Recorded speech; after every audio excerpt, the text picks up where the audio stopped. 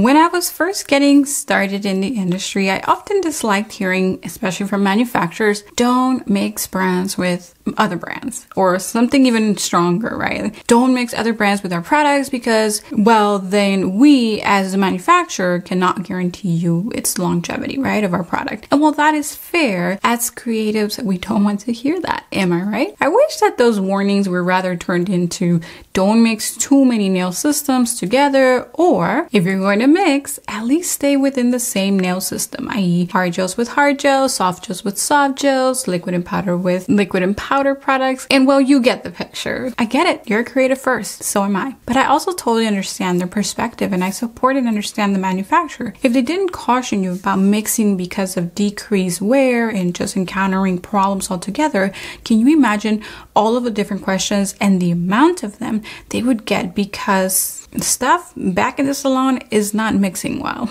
They don't have a cheat sheet listing all of the different combinations nail stylists can possibly concoct, so you can kind of feel for them too, right? We're going to look at hard products versus soft nail products and go from there to decide what typically plays well, generally speaking.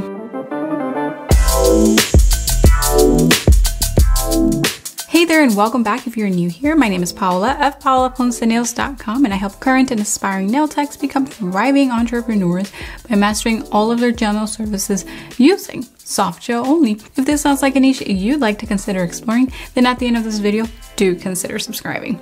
And before we get started today, I want to invite you into our next Japanese gel nail training. We finally locked in a date, so get on the wait list and also receive the materials list by signing up using the link in the description box below. You have to check out the link to see which brand is our next certification on. Registration will be opening up very soon, so you want to be ready. First off, I want to explain what I mean by mixing. When I post a question, what products can we mix together? I am not saying sit there and measure this and check ingredients lists and measure that and pour this into that, or no, definitely not that.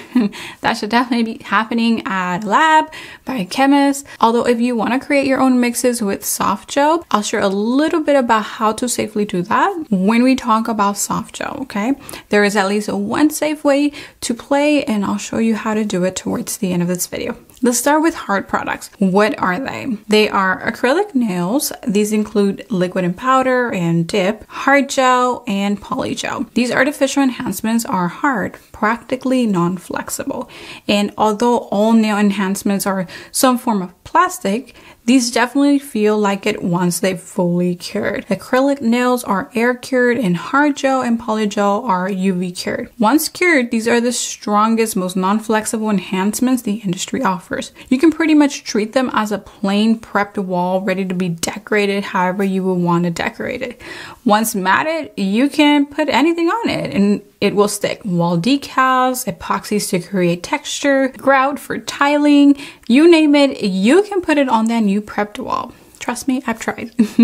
Similarly, you can treat your hard enhancements as hard canvases on which just about anything can be compatible. Some examples of those mediums include regular polish, gel polish, soft potted gel, acrylic paint, decals, and many other embellishments. So again, hard enhancements, you typically can put anything on top of them without hardly causing any incompatibility issues. So if you're using some of my favorite brands, aka Vetro, Leafgel, or Cocoa, then yes, you can definitely apply these over your finished hard enhancements. Whether you're going to do a single color or nail art application, just make sure that you either mat the surface of the nail with a coarser grit before proceeding to overlaying those hard enhancements. The only soft potted gel brand that I would not recommend on top of hard enhancements is Biosculpture. That is because this brand is designed to work with natural nails and also more flexible products, okay? That's it. You could get a little extra if you wanted to, and before moving on to your color or nail art application, you can lay a bonder or a base gel, but generally speaking, if you mat the surface of those hard nail products within 180 grit buffer or file, all should be well. Let's not talk about soft products. So those are nail products that are porous, flexible, and typically easy to remove. These include products like nail polish, gel polish, soft potted gel, and we'll even throw full coverage tips in there, although they can probably go up to the hard nail category because once they are placed on the nail, that nail tip is so solid and finished, it's cured. But we can use it here or there, it'll be fine. So nail polish or nail lacquer, this type of product, you typically just mix with other nail polish products, or you can put it on top of your hard products, like the ones we just went over. You can also, although it's not very popular, put nail lacquer over your full coverage tips. Typically, nail pros in the salon, however, will not apply regular lacquer on hard enhancements, and that's because we want to offer something more long-wearing to our clients, and nail polish can wear off at the free edge. However, if the client or a DIYer wants to change their color more frequently, then regular nail lacquer is a good option over hard enhancements because they can even do that themselves at home. Now, you do have to be careful with full coverage tips if you're changing the nail polish color with acetone, because you probably won't be able to do it more than one time without softening the full coverage tip. Again, it's not very common, but in case you're new to nails and you want to try that, and that's what you want to do, then by all means. And I do want to share a hack with you that most people do, especially in the DIY community, and that is putting a gel top coat over the regular polish. Yep, it's possible. But the catch is, and this is why it's not so common with the pros, the catch is that you have to wait 24 hours for that nail polish to dry. And then you will come in with your gel top coat over that dry nail polish and just cure it like if it was a gel manicure. So if you do it a little earlier, your polish would be wet and the gel top coat will cure and everything will seem like it's cured, but you'll have like wrinkling and peeling and lifting. It will not work. So the hack is to wait a day. All right, next step, gel polish. And let's be clear on what I mean by gel polish. I mean formulas like OPI, shellac, and gelish. Why these? Am I picking on these? Absolutely not. The reason is because I want to give you an example and a visual of what the brands that I'm talking about. You cannot just call anything in a bottle gel polish. That's just not correct, okay? It's not a hybrid of gel with polish. That's why I'm using these brands individually so that you can understand what I'm talking about here. Okay, these are intended to apply thinly and wear very closely to nail lacquer, and so these formulas are thinned down for that purpose. Again, gel with polish. Absolutely nothing wrong with these products. They are not necessarily low quality, but rather they just are formulated with more solvents to mimic the look and feel of nail lacquer, but of course with more of a 10 to 14 day wear period when applied appropriately on the right clients.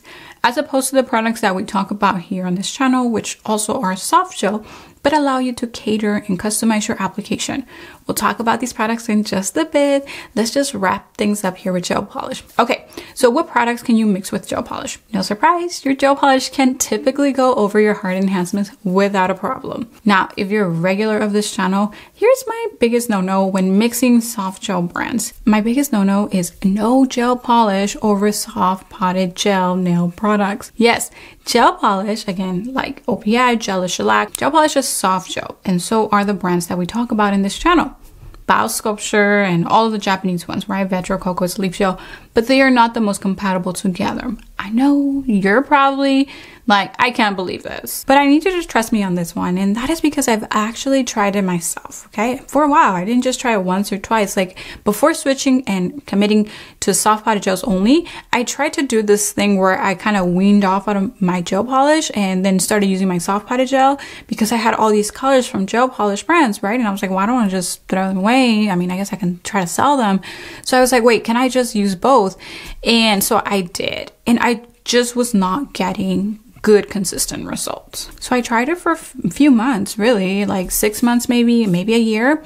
And then I stopped doing it because, again, if I'm not getting good, consistent, long-wearing results, this is important because this is like the biggest factor with client retention. And if I want to keep my clients, I better figure my stuff out rather quick. And so it was kind of wearing off the tips and just not feeling as strong. Okay, see, I'm getting ahead of myself again, but before I dive into this topic, let's recap gel polish. Gel polish plays well over hard enhancements. Again, those are acrylic, hard gel, poly gel, and even full coverage tips. And finally, let's now talk about soft potted gels. Okay, finally, Paola, you can just ramble. No, I'm kidding. Okay, so gel colors and top coats over hard enhancements typically do fine. A lot of talented acrylic nail stylists use them for their nail art, especially like character art, like character design art, line work. Oh yes. And usually it's hard to run into problems when using top gels from brands like Cocos, Leafgel, and Vetro. For example, I know for sure Coco's Ultra Glossy Top Gel is marketed to be okay over like acrylic nails. But as I've kind of previewed earlier, yes, gel polish over soft potted gel systems can cause problems. And that is because soft potted gel systems are flexible products. They flex and bend with the nails. And because gel polishes are more thin, they don't usually absorb this movement or shock when they come into impact with something. They don't absorb that very well. And so they may micro shatter or wear off at the free edge or kind of cause the base to kind of loosen up a little bit. Just coupled together, again, gel polish with soft potted gel systems like the ones that we talk in this channel, coupled together, they just don't provide the best wear for your premium soft gel applications. And that's another term that we use to describe what we use, right? Premium soft gel products, they're a little bit thicker, they have less solvents, you know, so they wear a little bit stronger, but are also flexible and very kind to the nail. Okay, so keep their use with premium soft gel products. Okay, Japanese gel nail products, the Korean gel brands also work well on top of your soft potted gel systems.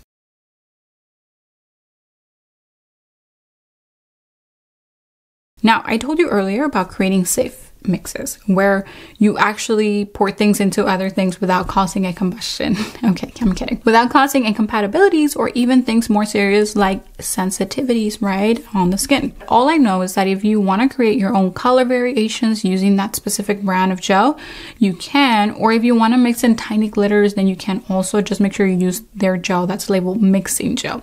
Leafgel and Presto Japanese gel nail products both offer mixing gels, and you may be also able to use Coco's Art Clear Zero. Art Clear Zero is the clear gel of all of their colors, okay? So it's like a clear color gel.